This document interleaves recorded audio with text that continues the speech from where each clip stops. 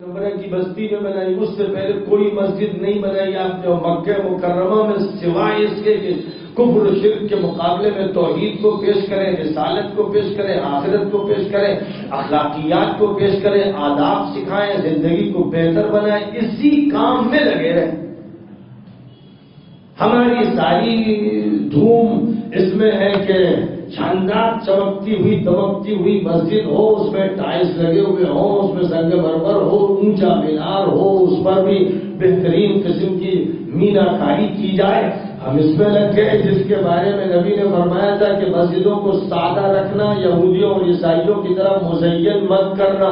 اور عبداللہ ابن عباس نے جب یہ حدیث سنائی اپنے لوگوں کو تو فرمایا لَتُزَخْرِفُنَّهَا كَمَا زَخْرَفَتِ الْيَهُودُ وَالنَّصَارَى. اے مسلمانوں، تم بات مانو گے نہیں نبی کی جو یہودیوں اور عیسائیوں نے کیا اپنے گرجاؤں اور کلیساؤں میں، تو مسجدوں میں کر کے رہو گے. ہدایت نکل جائے گی، صرف چمک دمک رہے گی. نبی اکرم صلی اللہ علیہ وسلم نے فرمایا تھا کہ ایک دور ایسا آئے گا کہ مسجدیں نمازیوں سے بھری ہوں گی، ہدایت سے خالی ہوں گی. نمازیوں سے بھری ہوں گی، ہدایت سے خالی ہوں گی. یعنی بھیڑ ہوگی، لوگ ہوں گے، بھیڑ ہوگی، لیکن قرآن کا نظام کیا ہے، حدیث کا نظام کیا ہے، انبیاء کا نظام کیا ہے، آخری نبی کی بعثت کیوں ہوئی، کام کیا کرنا ہے، یہ دماغوں میں نہیں ہوگا. بہت سے لوگ پابندی کے ساتھ نماز پڑھیں گے، بہت سے لوگ گھنٹے دار پڑھیں گے، بہت سے نہیں پڑھیں گے، لیکن قرآن کی ہدایت ان کے دماغوں میں نہیں ہوگی. اور جب چاہیے تجربہ کر لیجیے، مجمع بیٹھا ہوا ہے، کہیے کہ روزانہ 17 مرتبہ فرض کے طور پر جو سورۃ الفاتحہ آپ پڑھتے ہیں ذرا اس کا ترجمہ سنائیے. پھر اس کے بعد رجسٹر لے کے بیٹھیے، دیکھیے کتنے لوگ سنا لیتے ہیں. ظاہر ہے کہ جو چیز گائیڈنس کے لیے اتاری گئی، رہنمائی کے لیے اتاری گئی، اس کا سمجھنا ضروری ہے. بغیر سمجھے تو کبھی بھی رہنمائی نہیں ہوتی. ڈاکٹر دوا لکھتا ہے، دوا سمجھے بغیر آپ علاج اس طرح کریں کہ اسی نسخے کو چومتے رہیں اور چاٹتے رہیں اور جزدان میں رکھے اور تاپ پہ رکھے، تو کیا اس سے علاج ہوگا؟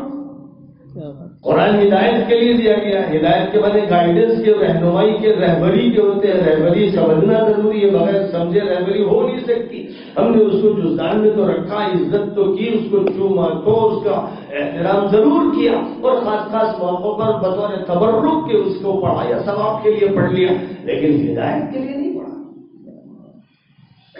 اگر ہدایت کے لیے پڑھتے تو کم از کم درجے میں سورہ فاتحہ کا مطلب ہر مسلمان کو تو معلوم ہونا چاہیے تھا. جب تمام انسانوں کو معلوم ہونا ضروری تھا تو کم از کم مسلمانوں کو تو معلوم ہونا ہی چاہیے. کوئی تاجر ہو اس سے پوچھئے کہ اسلامی تجارت کا نظریہ بتائیے جو قرآن میں پیش کیا گیا. کسی کی شادی ہونے والی ہو یا ہو چکی ہو، اس سے پوچھئے کہ اسلام میں ازدواجی زندگی کا جو نظام ہے اور قرآن نے جس کو بتایا ذرا بتائیے. تو اگر وہ نہیں بتا پاتا ہے تو اس کا مطلب یہ ہے کہ اس نے غیر اسلامی شادی کی ہے یا کرنے جا رہا ہے.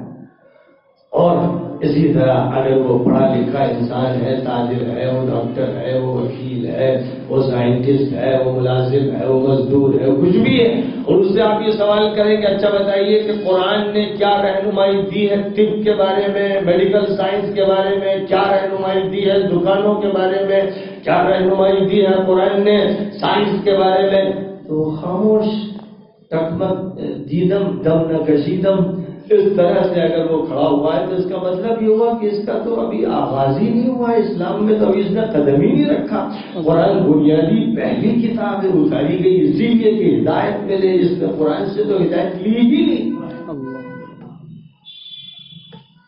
حضرت عمر رضی اللہ تعالیٰ عنہ کی خلافت کے زمانے میں یہ اعلان تھا، اور یہی اعلان جو تھا نبوی دور میں تھا، صدیقی دور میں تھا، لیکن خاص طور پر انہوں نے اس کا اظہار فرمایا کہ جو انسان اسلامی تجارت، اسلامی معاشیات، اسلامی لین دین، اسلامی طریقہ خرید و فروخت سے واقف نہ ہو، اس کے لیے جائز نہیں ہے کہ دکان کھولے.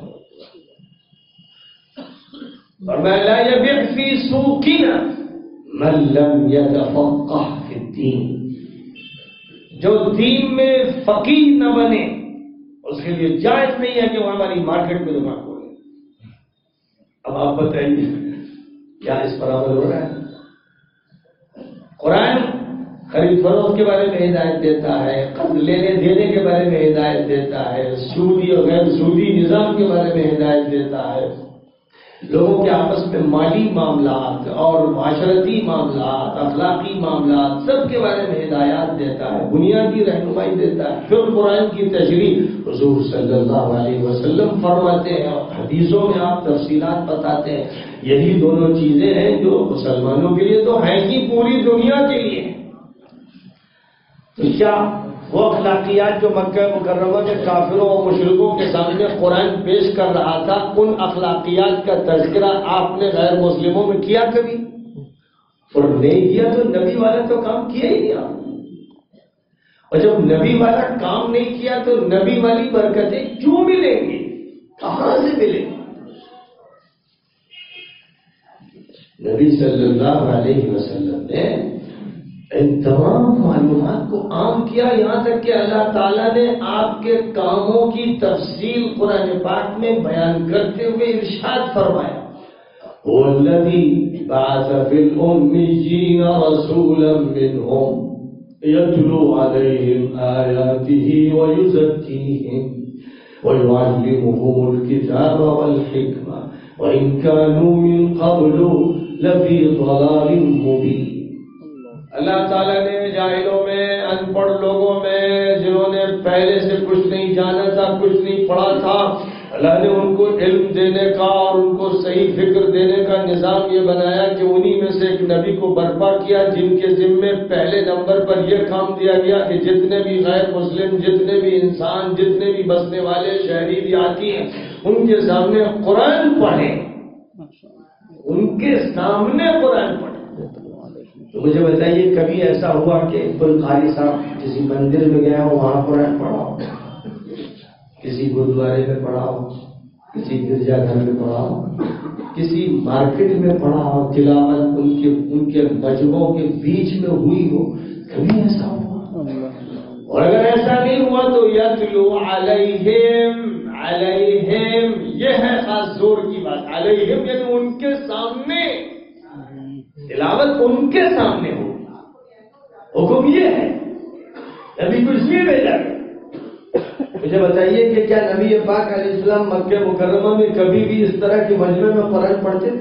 وہاں یہ مجمع ہی نہیں تھا، وہاں تو مسجد میں جمع بھی نہیں ہو سکتے تھے، جماعت کی نماز نہیں پڑھ سکتے تھے۔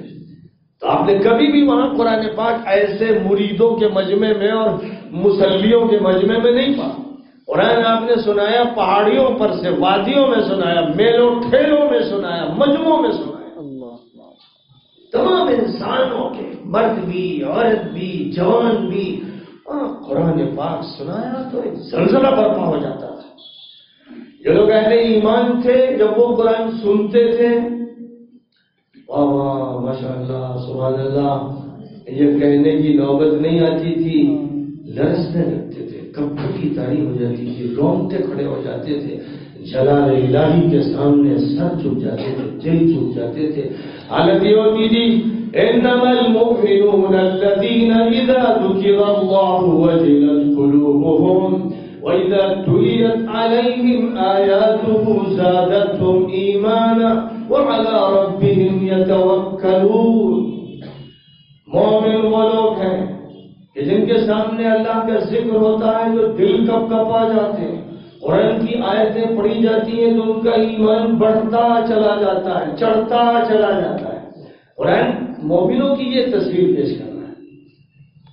تو ہر شخص کو یہ دیکھنا ہے کہ قرآن جو پڑھا جا رہا ہے تو میرے دل کو تقویت پہنچ رہی ہے، میرا دماغ روشن ہو رہا ہے، میرا ایمان ترقی کر رہا ہے، مجھے معراج حاصل ہو رہی ہے۔ کیا یہ ہو رہا ہے کہ نہیں؟ اگر نہیں ہو رہا ہے، واہ واہ ماشاء اللہ ہے، تو یہ تو آپ گویا نعوذ باللہ گانے کا جواب دے رہے ہیں۔ آواز آپ کو پسند آ رہی ہے، آپ زیر و بم سے صرف متاثر ہیں، اور اس میں کوئی شک نہیں کہ قرآن پاک کا زیر و بم بھی معجزانہ ہے، یہ بھی ہے، لیکن معجزہ ہوتا ہے کافروں کے لیے، ایمان والے معجزہ نہیں مانتے۔ ابو بکر صدیق نے حضور سے کبھی یہ نہیں کہا کہ حضور آسمان پہ چڑھ کے بتائیے، پہاڑوں کو سونے کا بنا دیجئے اور دریا جاری کر دیجئے، کبھی نہیں کہا۔ عمر نے نہیں کہا، ابو بکر نے نہیں کہا، علی نے نہیں کہا، بلال نے نہیں کہا، کبھی نہیں کہا۔ جو مخالف تھے، دشمن تھے، مشرک و کافر تھے، وہ یہ کہتے تھے کہ محمد ان پہاڑوں کو سونے کا پہاڑ بنا کے دکھائیے، مکے میں نہر جاری کر کے دکھائیے، وہ مطالبہ کرتے ہیں۔ تو معجزے کا مطالبہ منکر کرتا ہے، مومن نہیں کرتا۔ قرآن معجزہ ہے، یہ ایمان ہے۔ لہٰذا جب قرآن معجزہ ہے تو اس کا مطلب یہ ہو کہ معجزہ کافروں مشرکوں کو پہلے سنانا ہے، ان کے سامنے آنا چاہیے معجزہ۔ حضرت موسیٰ نے اپنی لاٹھی اپنی اماں کے سامنے نہیں پیش کی تھی، اپنے بھائی ہارون کے سامنے نہیں پیش کی، فرعون کے سامنے لاٹھی پیش کی، کیونکہ معجزہ منکروں کے سامنے ڈالا جاتا ہے۔ تو آج ہم سب ایمان رکھتے ہیں کہ قرآن معجزہ ہے، میریکل ہے، لیکن اس کا تصور بھی نکل گیا۔ اب مسلمانوں کے تو دماغ میں بھی نہیں کہ معجزہ ہے، وہ تو یہ جانتے ہیں کہ مقدس کتاب ہے، اسلام کی اولین کتاب ہے، اور چنی اور چنا ہے، تراویح میں پڑھی جاتی ہے اور نماز میں پڑھی جاتی ہے، بس اس حد تک جانتے وہ معجزہ ہے۔ یہ تو مسلمان بھی نہیں جانتے۔ اور معجزہ ہے اس کا مطلب چیلنج کرنے والی کتاب ہے۔ آپ کہتے ہیں ارے مولانا بہت حالات خراب ہیں، مولانا چاروں طرف مصیبتیں ہیں، ہر طرف سے چیلنجز ہیں، کیا جواب؟ مسلمان الٹی بات کر رہے ہیں۔ ہمیشہ ہر دور میں مسلمان اپنے دور کے لیے چیلنج رہے، مسلمان چیلنج دیتے ہیں۔ مسلمانوں کی کتاب چیلنج، نبی چیلنج، ہدایت چیلنج، شریعت چیلنج۔ الٹا مسئلہ ہو گیا کہ آج چیلنج دوسری طرف سے مل رہا ہے، ہم پریشان ہیں کہ ہماری گھیرا گاری، ہماری پٹائی، ہمارے خلاف طعن و تشریح کا ماحول ہے۔ یہ کیوں ہو رہا ہے؟ اس لیے ہو رہا ہے کہ ہم نے اپنا کام چھوڑ دیا۔ ہم اگر چیلنج پیش کر رہے ہوتے، میریکل اور معجزہ پیش کر رہے ہوتے، تو پھر جیسے فرعون تخت سے بھاگا تھا اور چیخا چلایا تھا، ویسے لوگ چیختے چلاتے۔ مکہ مکرمہ میں کیا ہو رہا تھا؟ ایک طرف آپ نے سنا کہ ایمان والوں کا تو یہ حال تھا، دوسری طرف سنیے وَقَالَ الَّذِينَ كَفَرُوا لَا تَسْمَعُوا لِهَذَا الْقُرْآنِ وَالْغَوْا فِيهِ لَعَلَّكُمْ تَغْلِبُونَ۔ کافر کہتے ہیں، منکر کہتے ہیں، نہ ماننے والے اور دشمن یہ کہتے ہیں اس قرآن کو مت سننا۔ وہ یہ کہتے ہیں اس قرآن کو مت سننا، آواز بھی آئے تو شور مچانا تاکہ کان میں نہ آواز جائے، تاکہ تم غالب آؤ۔ یہ ان کا طریقہ کار ہے۔ اس کا مطلب یہ ہوا کہ اس چیلنج کا مقابلہ کرنے کی انہیں طاقت نہیں۔ اب آپ نے اس چیلنج کو رکھ دیا بٹوے میں، ڈبیا میں، تجوری میں، مسجد میں رکھا ہوا۔ یہ چیلنج تھا، اس کو مسجد میں رکھا ہے، اس کو سپر مارکیٹ میں دیکھنے جائیں آپ، اگر تلاش کریں کہ کہیں supreme court, high court, civil court میں رکھا ہے تو نہیں ملے گا، اور خدا نخواستہ ہو سکتا ہے کہ کہیں پیروں میں رکھ دیا جائے۔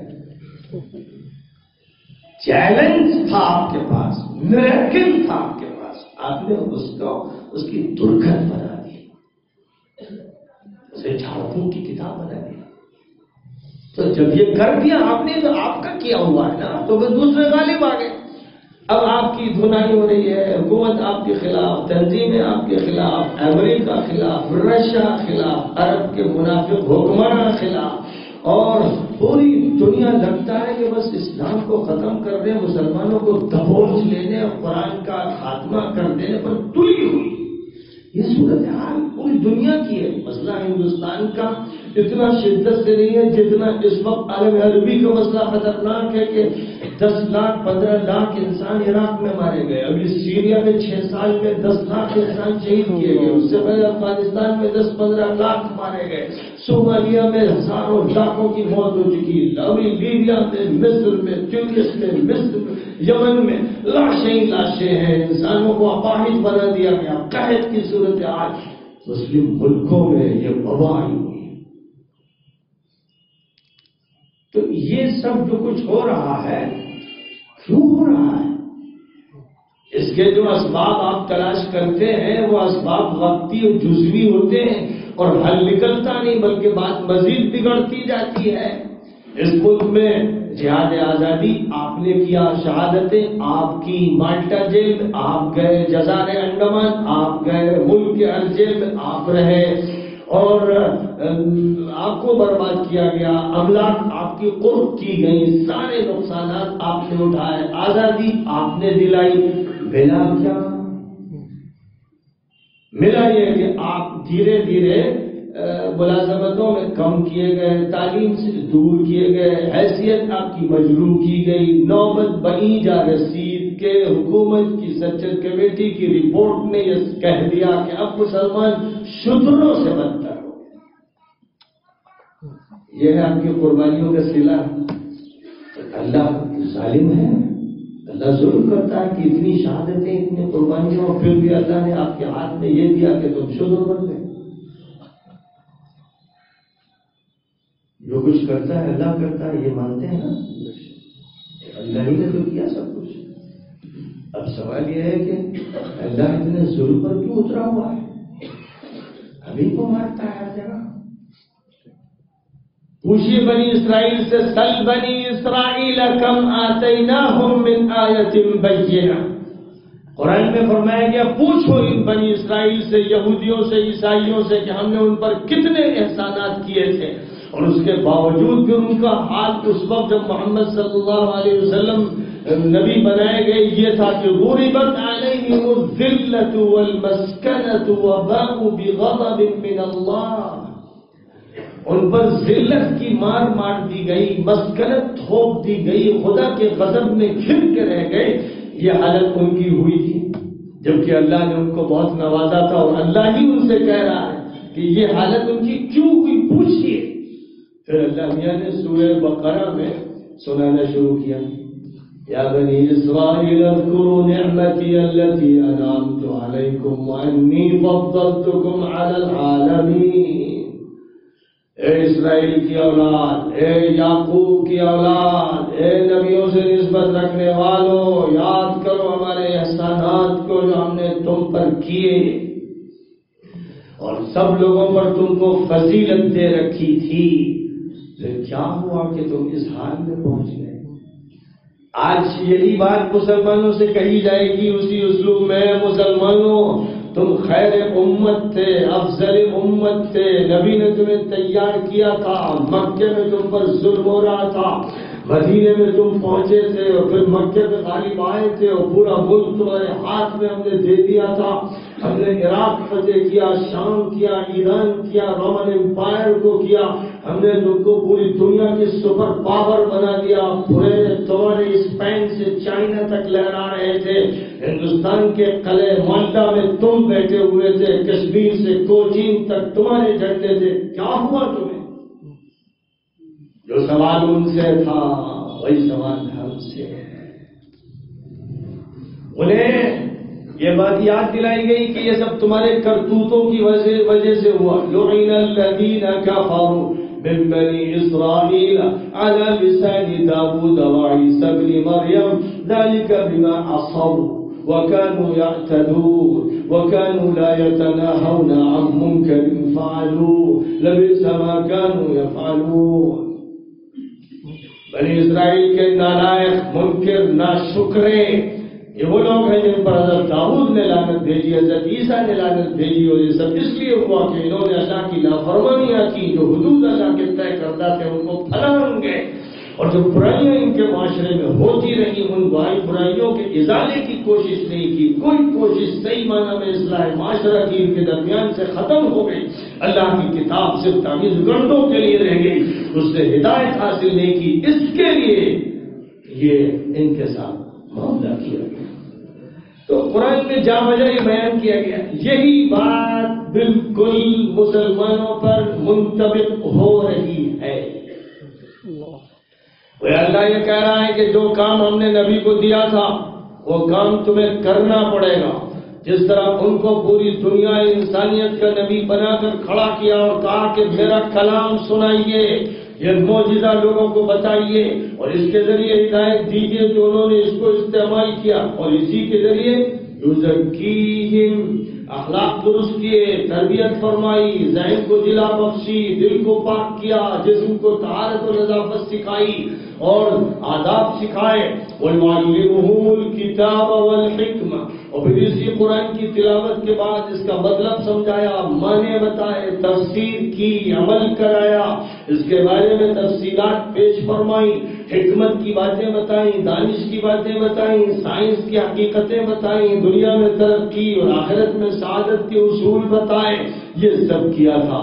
وہی جب ہوگا تو انبیاء مشن پھر شروع ہو جائے گا، پھر وہ بات شروع ہوگی کہ جو آپ کے ایمان والے ہیں ان کے ایمان میں قرآن سے اضافہ ہوتا چلا جائے گا، کافروں پر ڈرتا جاری ہو جائے گا، کپ کپی جاری ہو جائے گی، بھگدڑ مچے گی، اور کفر کرنے والے کہیں گے مت سنو مت سنو، اور آپ سنا کریں۔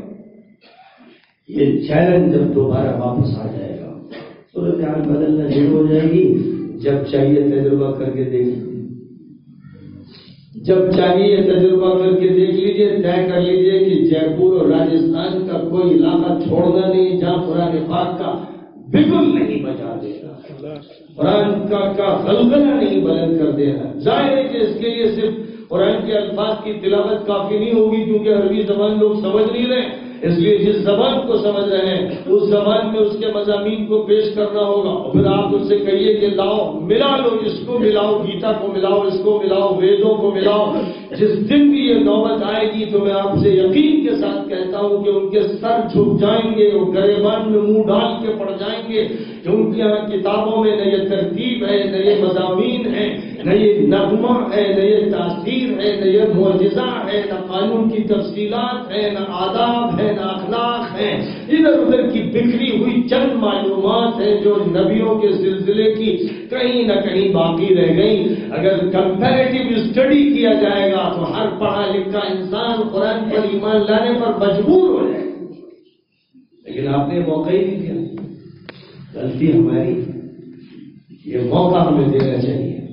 قرآن سے متعلق یونیورسٹی میں لیکچرز ہونے چاہیے، قرآن اور سائنس کی سیریز اور اس کے سوشل میڈیا میں جو تفصیلات ہیں وہ اسکولوں اور کالجوں کے حالوں میں دکھانی چاہیے، سنانی چاہیے، تاکہ لوگوں کو معلوم ہو کہ یہ خدا کا کلام ہے جو سر چڑھ کے بول رہا ہے اور جو سائنس کی رہنمائی کر رہا ہے، جو پوری دنیا انسانیت کی رہنمائی کے لیے آیا، اس کو پیش کیجئے اسکول کے لڑکوں کے سامنے، کالج کے لوگوں کے سامنے، اسکالرز کے سامنے، ڈاکٹرز اور انجینئرز اور وکلاء اور ججز کے سامنے، سب کے سامنے پیش کیجئے جیسے نبی نے پیش کیا تھا، صحابہ نے پیش کیا تھا۔ یہ عمل شروع کر دیجئے اور بڑے پیمانے پہ کیجئے اور ہر جگہ کیجئے، اور تبلیغ و دعوت کا اس کو اب موضوع بنا لیجئے۔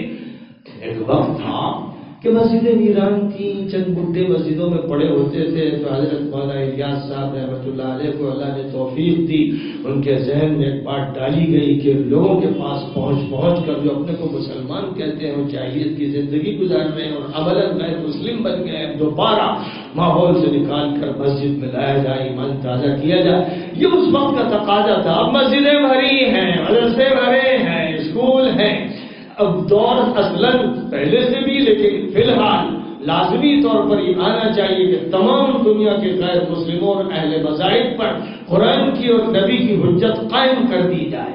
اب یہ عمل شروع ہو جانا چاہیے، بڑی قوت کے ساتھ ہونا چاہیے، تعاون کے ساتھ ہونا چاہیے، ہر جگہ ہونا چاہیے، کسی کو بھی محروم نہیں رہنے دینا چاہیے۔ ہر عورت کو بتائیے، ہر غیر مسلم عورت کو کہ اسلام نے کتنے حقوق دیے، کتنی عزت دی ہے، کیسا مقام دیا ہے، کیا کیا اس کے بارے میں بتایا۔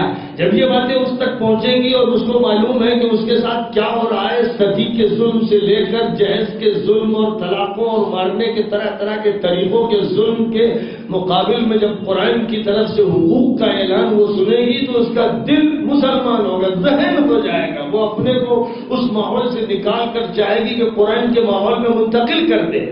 لیکن پہنچایا نہیں گیا تو آپ کے بارے میں کہا جا رہا ہے کہ آپ عورتوں کو ظلم کرتے ہیں۔ کیسی الٹی بات ہوگی۔ پوری دنیا کی عورتوں کو صحیح معنی میں آزادی دینے کے لیے قرآن اتارا گیا، غلاموں کو آزاد کرنے کے لیے قرآن اتارا گیا، محکوموں کو حاکموں کے ظلم سے نکالنے کے لیے قرآن اتارا گیا، جہالت سے نکالنے کے لیے قرآن اتارا گیا، جاہلیت کے مقابلے کے لیے اتارا گیا۔ ساری باتیں ایسا لگتا ہے کہ جیسے لپیٹ دی گئی، الٹی بات ہو رہی، طلاق کے خلاف باتیں ہو رہی ہیں، اور تین طلاق کو موضوع بنا دیا گیا ہے، سپریم کورٹ کا فیصلہ ہے، یعنی کیا کریں بھائی، فیصلہ کورٹ کا جلسہ ہو، اصلاح معاشرہ ہو۔ تھکے ہوئے بیمار قسم کے لوگ جو دل کے اور کینسر کے مریض ہیں وہ یہ تجویزیں پیش کر رہے ہیں، اس لیے کامیاب نہیں ہو رہا۔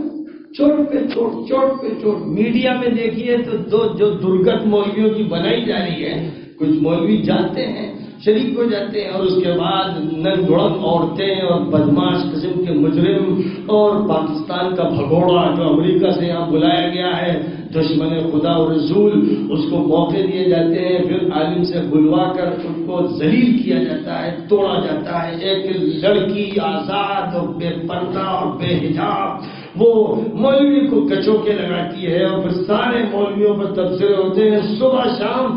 آج میڈیا میں وہ باتیں کہی جا رہی ہیں جو اگر تنہائی میں بھی کبھی کہہ دی جاتی تو فساد بڑھ جاتا۔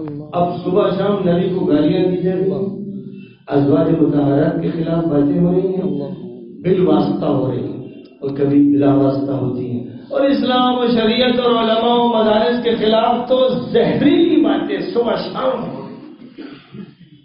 سن رہے ہیں سب مسلمان، موبائل میں دیکھ رہے ہیں اور پھر ہنس رہے ہیں، کوئی اثر نہیں پڑ رہا، وہ معمول بن گئی، وہ باتیں معمول بن گئی۔ یہ نوبت ہوئی ہے، یعنی مسلمان خود اپنے اندر شدر بن گئے، ذہنی شدر، معاشرتی شدر، ذلیل ترین لوگ جن پر چھوٹے چھوٹے چھوکرے اور چھوکریاں کیچڑ پھینک رہے ہیں، ان میں ہمت نہیں کہ مقابلہ کر سکے۔ مقابلہ کریں گے بھی تو کیا کریں گے؟